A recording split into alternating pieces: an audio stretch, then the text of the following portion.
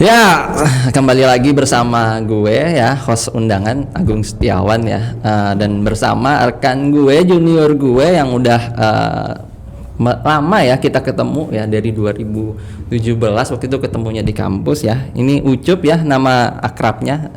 Ucup ini ya udah melang melintang ya, bukan Jakarta melintang, bukan Bekasi melintang, tapi udah Malang melintang. Oh, Malang ya.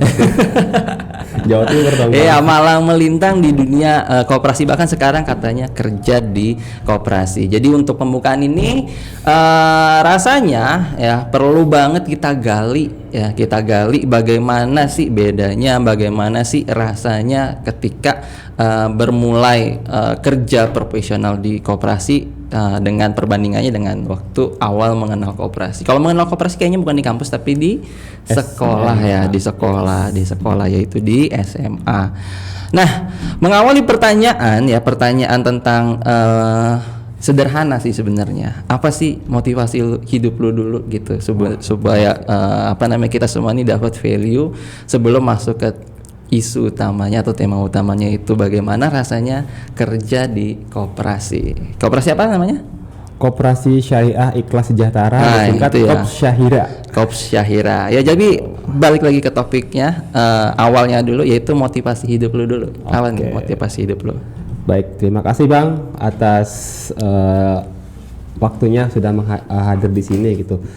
Ini senior saya Bang Agung Setiawan namanya. Jadi saya banyak belajar ilmu tentang perkoperasian itu dari Bang Agung sebetulnya ya. Terus saya praktekkan ya, alhamdulillah gitu kan, sampai sekarang masih bisa eksis dan konsisten di dunia perkoperasian gitu. Meskipun nggak digerakannya tapi di lembaganya gitu. Oke, terkait dengan motivasi hidup saya tuh mengenal motivasi ya. Kata motivasi itu mengenal mulai dari SMP sih. Waktu saya mengenal di SD itu saya nggak ada motivasi. Apa sih itu motivasi? Saya pun nggak paham motivasi itu apa. Waktu SD terus saya nggak paham. Yang paham itu ya udah gue belajar dan belajar. Ketika lulus SD ya udah. Kalau anak DCE itu Bang, jadi musimnya itu ketika lulus sekolah merantau, kerja, cari uang, pulang-pulang bangun rumah, nikah, udah bangun bisnis. Sederhana sekali ya. Sederhana kalau di kamu sebenarnya. Jadi gitu. Saya pun melakukan itu Bang. Ketika saya lulus SD ya udah saya kerja di kota gitu kan. Akhirnya 2 tahun. Akhirnya setelah itu ya gue mikir kalau gue kerja ya jualan toko kelontong, jadi pegawainya lah. Ya gue pasti bakal begini-begini aja. Sedangkan gue tuh pengen hidup itu berkembang gitu. Ibaratnya ada perubahan lah dari yang sebelumnya gitu. Akhirnya gue pikir ya udah, gue termotivasi. Nah, mulai saat itu ketika sudah bekerja di sana 2 tahun itu kata-kata motivasi itu mulai saya kenal. Oh, ternyata inilah motivasi. Akhirnya saya termotivasi tuh melihat rekan seumuran saya Bang pakai seragam SMP. Wah, itu kayaknya keren juga nih pakai seragam bareng teman-teman ngobrol-ngobrol. Sedangkan gue di sini cuman melayani orang yang beli gitu-gitu. Ya udah, di situ saya mulai ada kata motivasi untuk bisa berubah dan sampai sekarang saat ini gitu. Untuk motivasi saya itu ya ingin hidup ini ya memang harus bisa bermanfaat dan bagi saya dan bagi sekitarnya gitu sih Bang Agung. Oke ya. Cukup dalam ternyata Ucup itu punya cerita yang belum saya dengar ya waktu itu ya, cukup dalam.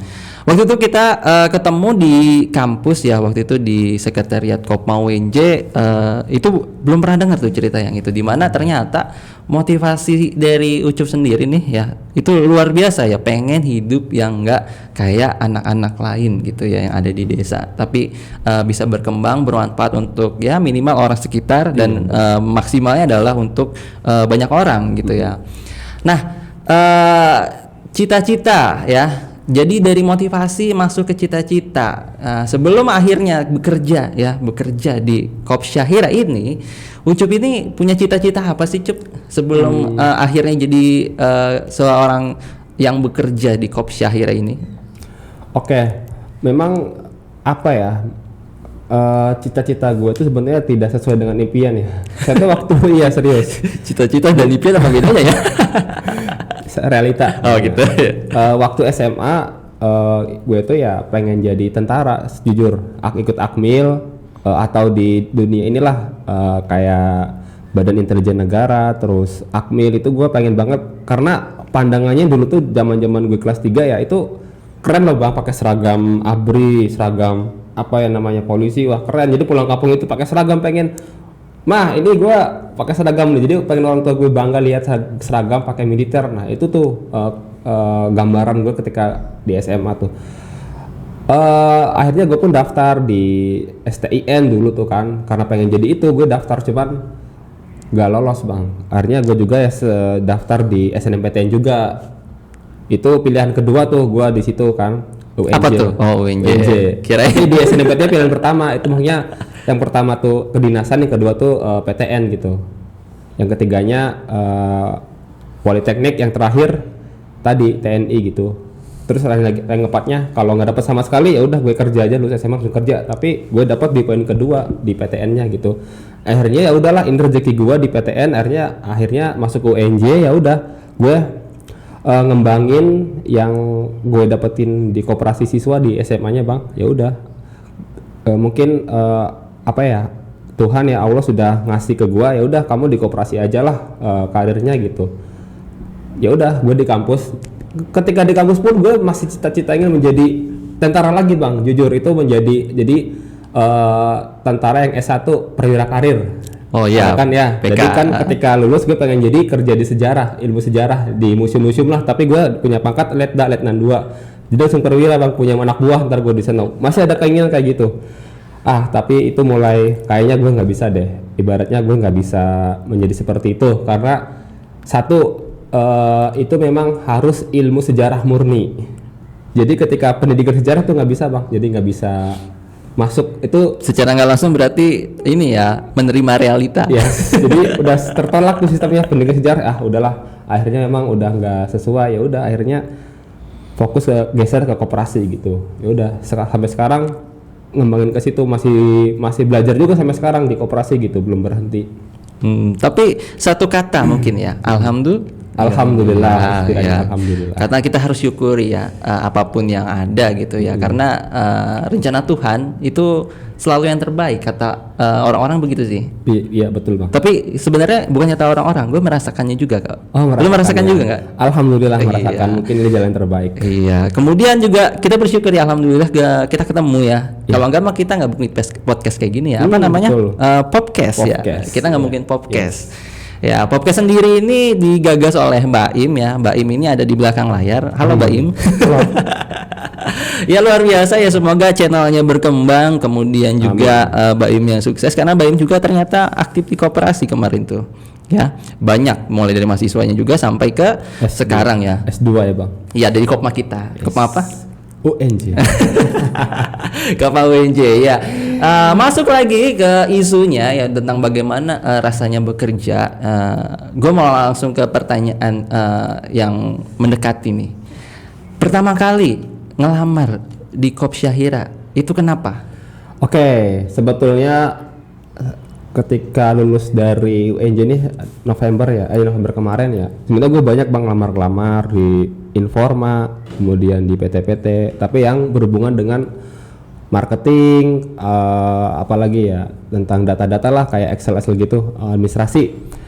Sembari gue juga di bidang koperasi ya, manajer itu masuk juga sebetulnya kan, karena gue dulu pernah di bidang itu di Kopma gitu kan. Udah akhirnya ketika ada BC-an gitu kan di grup alumni, ada salah satu anggota dan itu rekan saya setim gitu kan di Kopma, di pengembang usaha ya. Nah itu nge-share, akhirnya manajer Kop Syahira. Wah ini melihat kata manajer saya teringat, gue di Kopma pernah jadi manajer juga tapi namanya pengembang usaha gitu kan. Kayaknya gini cocok nih, ya udah akhirnya gue daftar, jebret kan, ngirim CV ke email. Dan gue juga ngirim CV ke manajer yang di koperasi Al Azhar Kelapa Gading bang, gue lamar ke situ. Oh 2 berarti ya? 2, yes. Tapi gue keterima duluan di Kop Syahira dan itu udah di fix gitu, udah kamu keterima, tinggal kontrak aja. Kemudian kan hari berikutnya dikabarkan, Mas nanti datangnya ke sini untuk presentasi bisnis plan. Aduh, gimana, saya bingung ya antara 2 pilihan, Al Azhar atau Al Ikhlas. Istihara nggak? Tapi gua ikhtiarnya karena saya sudah dikontrak, udah diterima, ya udah, saya nggak mau menyanyiakan kesempatan itu. Yang pasti ya. Pasti, sih udah pasti. Kalau belum pasti nih ya udah, yang Al Azhar saya mohon maaf udah keterima gitu di Al Ikhlas. Ya sudah, fokus di sana sampai sekarang gitu bang. Oh, jadi mengapa akhirnya memilih karena realita aja ya yang pasti ya. Iya.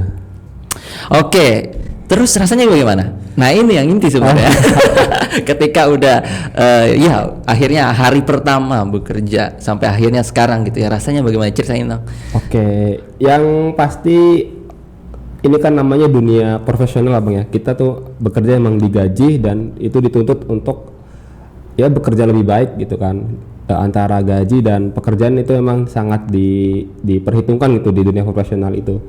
Tapi ketika saya awal-awal di sana ya pasti sih saya observasi dulu di sana gitu kan, ada apa saja lini-lini yang harus diperbaiki, apa aja yang masih kurang, apa aja yang masih bagus ya saya pelajari dulu nih pekerjaan-pekerjaan itu seperti di sana tuh ada usahanya, ada retail juga ada, terus Retail ini berapa cabang?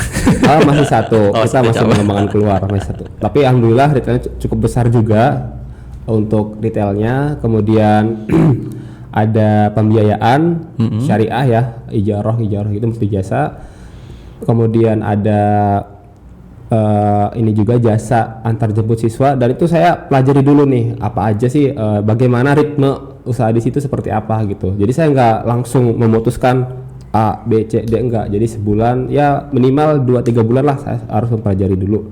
Karena itu penting ke depannya seperti apa. Karena kalau kita bekerja yang memang langsung ambil keputusan itu taranya akan berdampak kepada, kan lu baru di sini. Gua udah lama di sini nih, kok lu tiba-tiba ini nih. Wah, gua nggak pakai seperti itu. Kultur maksudnya. Yes, kultur ya. Gua nggak mau seperti itu. Jadi harus mempelajari dulu orang-orangnya seperti apa. Baru ketika udah dapat, udah tahu kan pos-pos mana aja yang harus kita perbaiki gitu.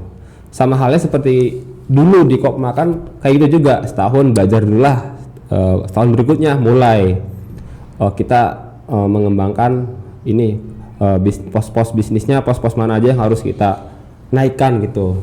Seperti itu sih bang, gambaran umumnya gitu. Berarti itu rasa yang masih umum. Berarti gue boleh dong gali lebih lagi gitu ya. Boleh banget. Ada rasa kaget nggak ya? Kaget gitu, kaget. Wah, tiba-tiba udah di profesional aja nih. Kemarin masih belajar. Itu pasti sih bang, pasti kaget juga. Ibaratnya Gimana tuh kagetnya? Wow, gitu ya. wow. Ya gak nyangka aja bang, ibaratnya kan ketika di kampus gitu ya, ibaratnya kita kan ya sama melakukan job desk sehari-hari, tapi kan itu kita pengawasannya itu memang ada ya, cuman nggak terlalu ketat gitu kan. Meskipun ada, kita masih diberi kebebasan lah, silakan mau berkamu atau enggak ya, itu hak, ibaratnya tinggal di kaliannya aja. Tapi kalau di dunia kerja itu harus dituntut tanggung jawabnya, terus progresnya sampai di mana, terus kalau ada masalah ya udah kita saya sebagai pemimpin tertinggi di situ ya bisa dituntut untuk bisa menyelesaikan masalah itu di lapangan gitu. Dan itu itu bener-bener wah, oh ternyata seperti ini ya dunia profesional gitu.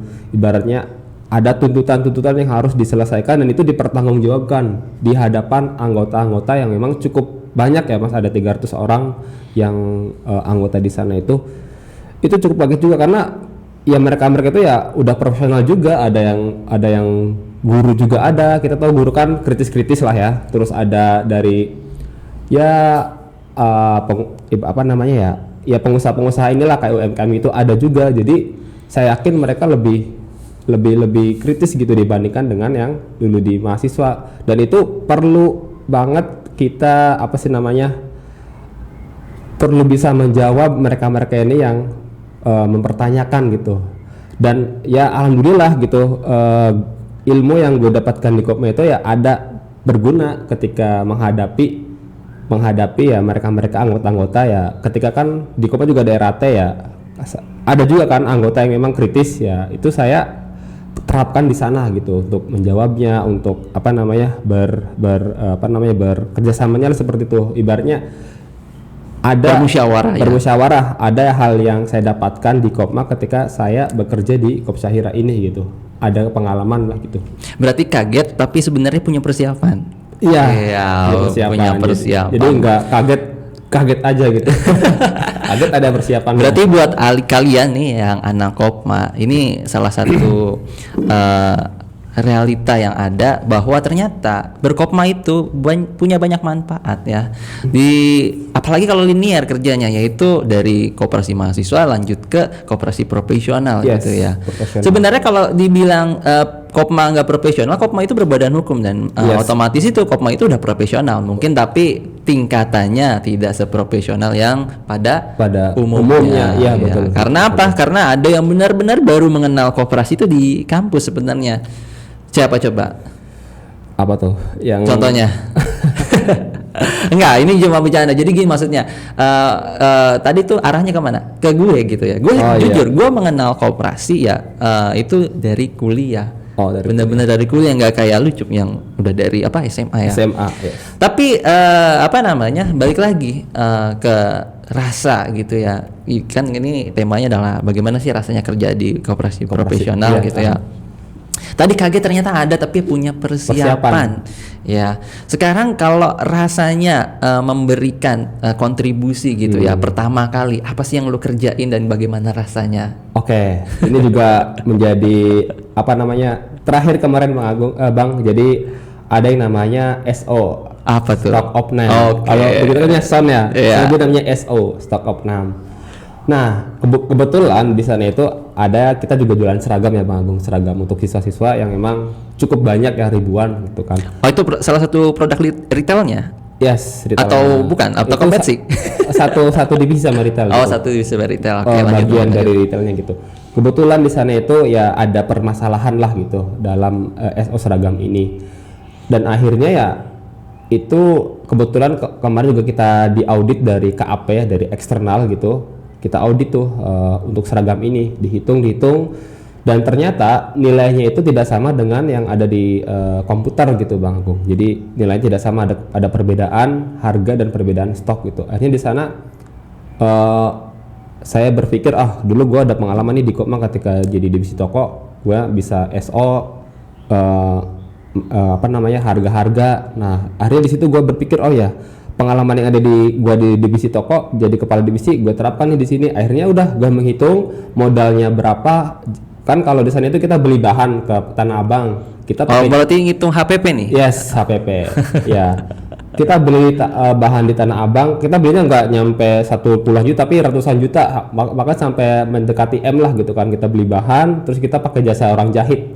Kita jahitnya di luar gitu. Nah, akhirnya di situ menghitung nih berapa total modalnya gitu, dan ternyata setelah dihitung jauh banget perbedaannya antara harga jual sama harga modal, dan ternyata itu harganya itu lebih kita untungnya itu kecil, hanya berapa persen lah dibandingkan dengan modalnya. Kan harusnya minimal keuntungan itu di atas ya 30-40%, tapi cuma 10-15%, sedangkan ini bahan kan, ibaratnya bahan itu banyak banget modalnya.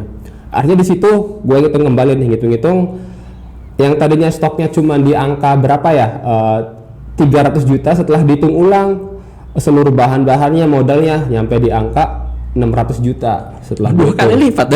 Jauh kan Bang Agung.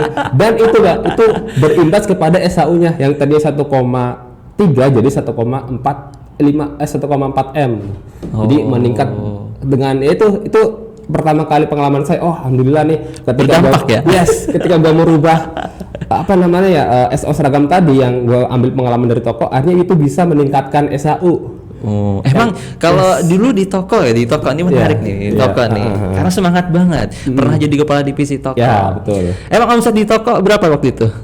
Itu kalau total keseluruhan setahun itu 1 tahun yang mencapai 542 juta masalah. Oh iya, sekarang real ya, omset yang pernah didapat itu berdampak ya. Berdampak banget. Iya. Sekarang jadi bisa gitu ya, ningkatin SAU. Iya. Itu semangat saya. Gua tuh dulu di toko bisa. Meskipun di sini lebih besar lagi, tapi seenggaknya gue dulu bisa gitu. Sekarang harus lebih bisa lagi gitu kan. Berarti apa? Alhamdulillah. Barakallah. Gitu, Iya, Bang. jadi ternyata rasanya luar biasa ya kerja di koperasi profesional Iya. kayak begitu. Ada lagi nggak rasa tambahannya? Misalnya di awal-awal, kan kalau di awal tuh biasanya yang senang-senang gitu ya. Tapi udah persiapan belum sama rasa-rasa yang nggak harusnya lo dapet? Misalnya kecewa, penolakan. Ada rasa penolakan nggak di sana? Kalau untuk penolakan sih sampai saat ini alhamdulillah gitu kan, masih terbuka lah kehadiran saya di sana gitu kan, karena memang ini juga saya itu Bang manajer pertama kali di koperasi itu. Oh, pertama. Ya, jadi Iya. sebelumnya belum ada. Kan kalau udah ada kan enak diajarin. Nih kamu tuh kayak gini loh. Tapi kalau gue nggak, di sana itu pertama kali manajer akhirnya ya gua menyusun sendiri, ibaratnya observasi sendiri nih yang harus gue lakukan itu seperti apa gitu kan. Berarti diterima dengan baik dong. Alhamdulillah. Alhamdulillah Iya, lagi. jadi ini pertaruhan juga nih dengan adanya manajer, apakah koperasi ini akan berkembang atau stagnan atau sama sekali turun gitu. Ini pertaruhan juga buat saya gitu kan. Dengan adanya manajer apakah akan meningkat nih dari segi pendapatan lah, omset gitu. Seperti itu Bang Agung. Tapi yang namanya anak muda optimisme dong. Optimis, betul, harus optimis. Pasti bisa. Pasti Iya, bisa. apalagi saya dikelilingi oleh orang-orang yang memang expert lah seperti Bang Agung ini. Aduh, kamu bisa aja. Emang saya ngajarin apa sih? Ngajarin ya tentang seluk-beluk perkoperasian gitu. Contoh ya, kita mau tahu apa sih? Contohnya ya Aduh. kayak misalkan ya gerakan koperasi di dunia maupun di Indonesia. Terus apa namanya tentang unit usaha gitu kan, ya itu secara umum ya saya pasti dapat lah gitu tentang itu dan dipakai banget ketika di lapangan gitu. Berarti dinamikanya lebih ke dinamikanya.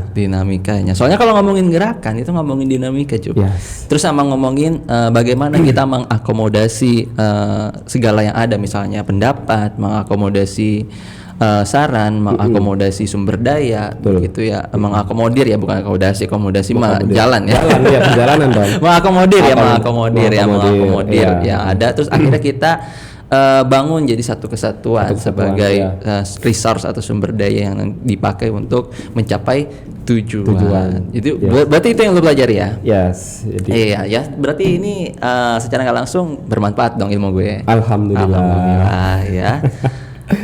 Yang menarik berarti belum ada penolakan dan diterima dengan baik. Wah, seneng banget berarti ya. Iya. Seneng dong. Alhamdulillah senang Bang. Dan satu lagi Bang, jadi ini cerita juga. Jadi ketika gue masuk pertama kali di sana ada trouble nih. Kan kebetulan gue juga ngebawahin divisi kantin ya, yang ada kantin SD, kantin SMP, ada banyak lah tenanya, ada sekitar sampai 16-17 kantin.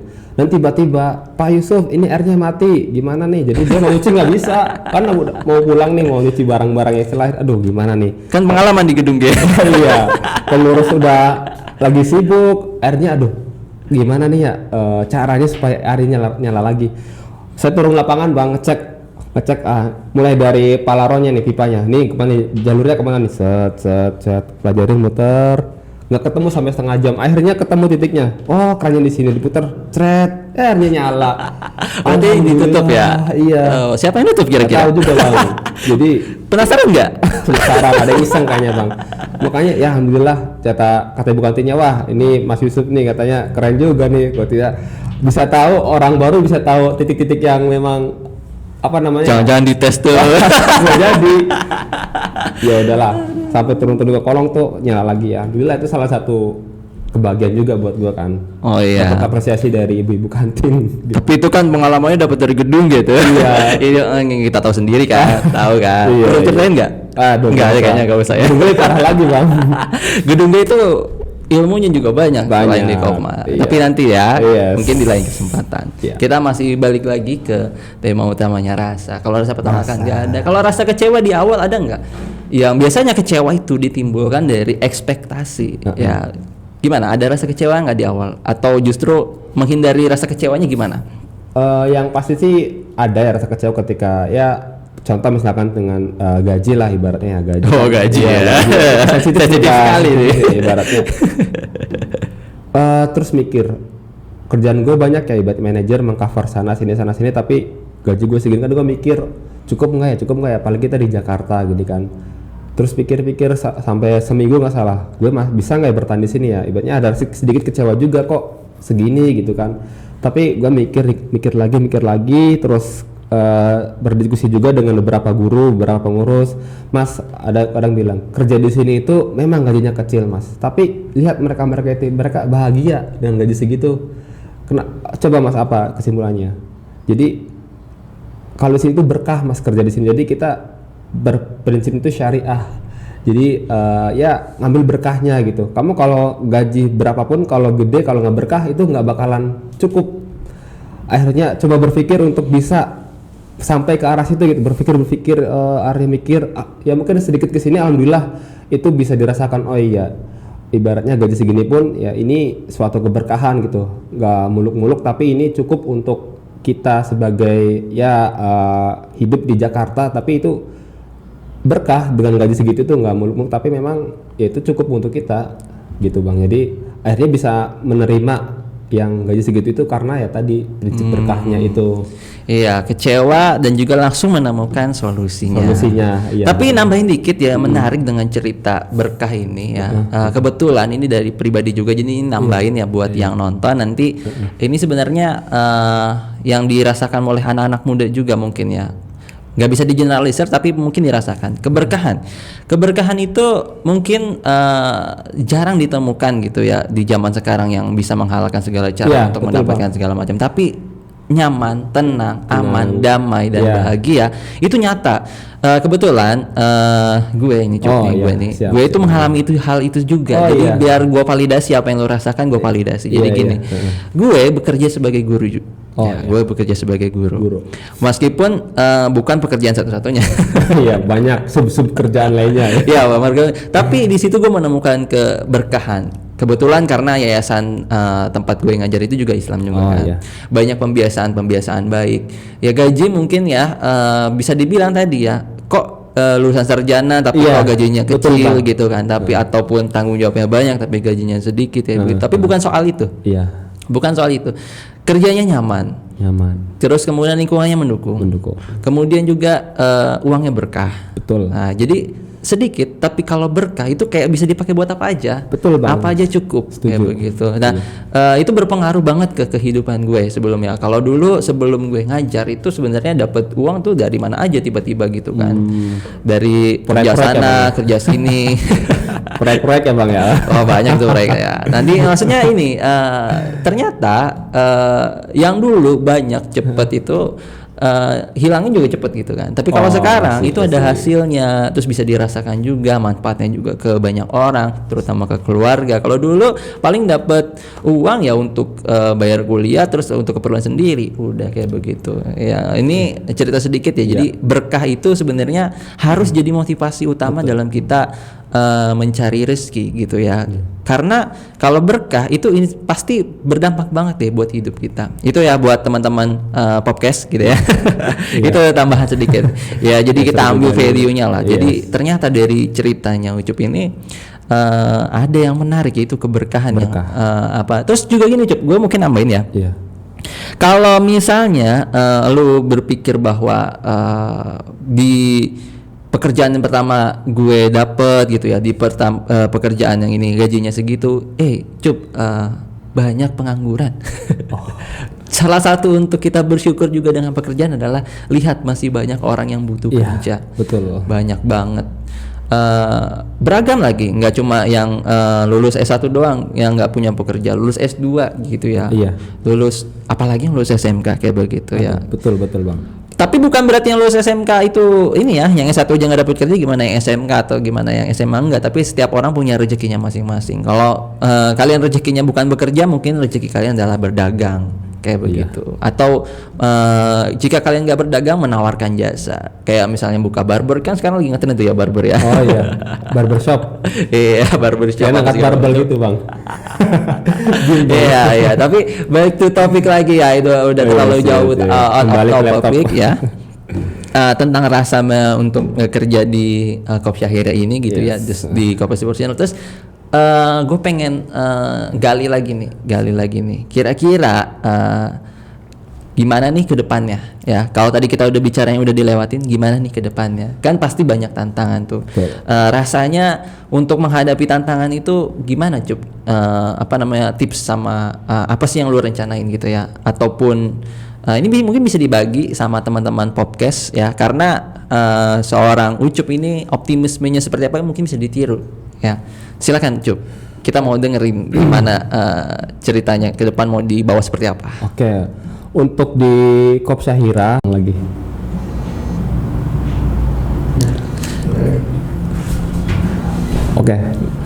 Oke, lanjut. Yang pasti untuk di Kopsyahira ini kedepannya saya juga punya beberapa rencana. Kan yang sekarang itu ada ini ya Bang, divisi antar jemput. Nah, kan sekarang itu kita masih bermitra dengan orang. Jadi supir-supir dari luar dia punya mobil, kita ajak masuk ke Kopsyahira dan menjadi mitra. Nah, kedepannya nanti kita koperasi pengen punya armada sendiri dan nanti itu mobil punya koperasi. Jadi itu akan memudahkan kita untuk memanajemen divisi ini dan juga untuk meningkatkan laba tentunya. Dan berikutnya juga mengenai pembiayaan syariah yang ada di Kopsyahira. Jadi intinya kita ingin memudahkan para anggota kita yang sedang, contoh dia ingin membangun usaha. Jadi kita tidak mempersulit mereka ini yang ingin berkembang gitu Bang Agung. Dan juga ada juga anggota kita, karyawan kita yang memang dia ingin nikah, kebetulan dia tidak punya Ini siapa nih? Ada. Bukan Ucup? Bukan dong. Kan saya belum anggota Bang, masih. Oh gitu. Ya. Ada anggota yang memang dia pengen nikah. Jadi kita tidak ingin mempersulit dia ingin nikah, itu kan sunatullah ya. Jadi dia juga karyawan kita sudah lama.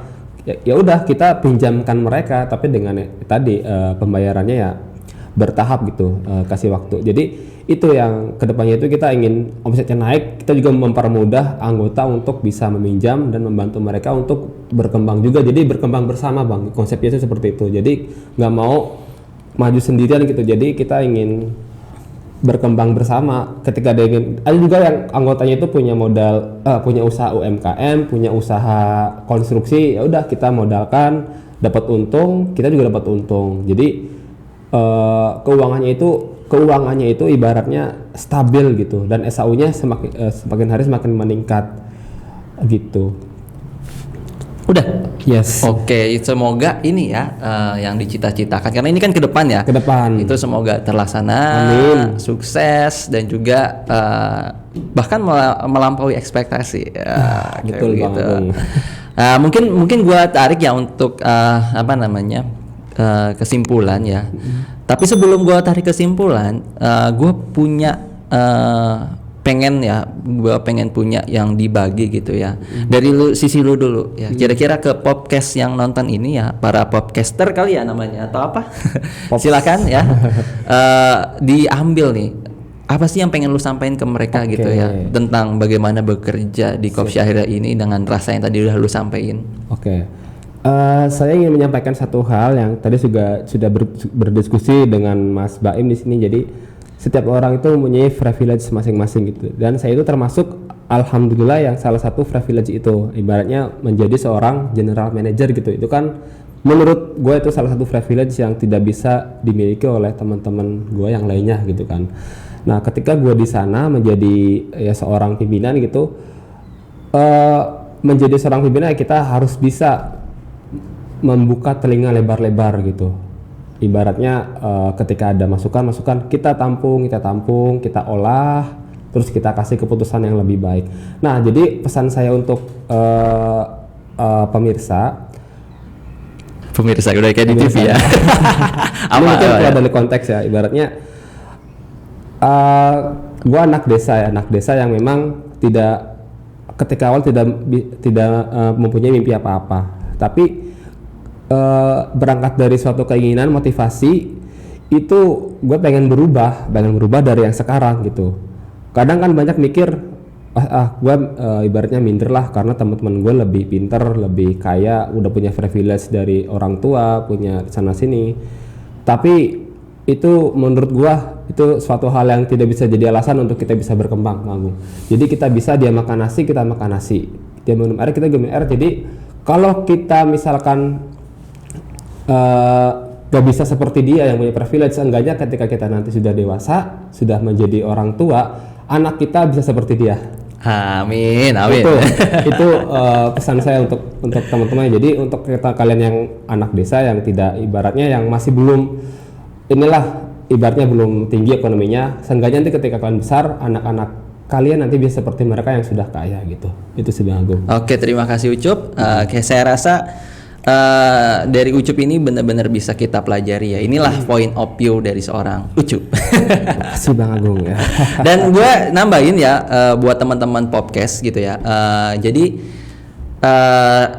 mungkin ini di luar konteks ya, karena ini gue juga sebagai undangan jadi host di sini ya, sama Baim. Ada yang mau gue sampaikan juga sebagai host gitu ya, bahwa ternyata mengetahui dari banyak pandang atau sudut pandang itu memperhalus dari bagaimana kita bersikap. Kalau semakin banyak yang kita pelajari dari orang lain, maka akan semakin bijak kata-kata, semakin bijak juga keputusan yang akan kita ambil. Mungkin kalian semua yang nonton hari ini, poin yang bisa diambil dari Ucup ini adalah apa? Adalah berusaha ya, 1, terus 2 bertekad gitu ya. Kemudian ketiga ya melakukan semuanya sesuai dengan jalan yang udah ditentukan, iya. tapi dengan usaha yang effort yang Iya betul. yang harus terus dimaksimalkan. Dan yang penting sesuai dengan isu kita ya, yaitu rasanya. Jadi rasanya bekerja di Koop Syahira itu menyenangkan. Kalau saya tarik kesimpulannya adalah menyenangkan. Kenapa? Tidak ada penolakan, kecewa juga udah atasi dengan sebuah solusi. Dan juga yang penting selinier ya dari Kopma. Kopma bukan dari prodi Bang, dari Ormawanya. Kopma. Tapi kan sejarah lu juga soal koperasi kan? Skripsi gue koperasi. Berarti masih linier. Yes, linier. Mungkin udah itu aja ya. Salam buat podcaster di rumah ya, yang nonton baik di laptop, di HP ataupun di mana-mana ya. Cukup sekian. Terima kasih Baim yang udah ngajak gue kolaborasi gitu ya. Mungkin nanti dalam waktu dekat ini gue juga akan ini sekalian pengumuman ya, mungkin mau coba berkarya juga bareng Baim yang jelas ya, karena di sini Baim support kita banget gitu ya. Dia juga ngundang kita. Semangat Baim, yang S2-nya juga lagi berjalan, semoga cepat lulus. Ya, dan juga semoga kita ngikutin jejaknya ya. Menular. Ya, wabillahi taufiq hidayah. Wassalamualaikum warahmatullahi wabarakatuh. Ya Allah, syar'i sekali.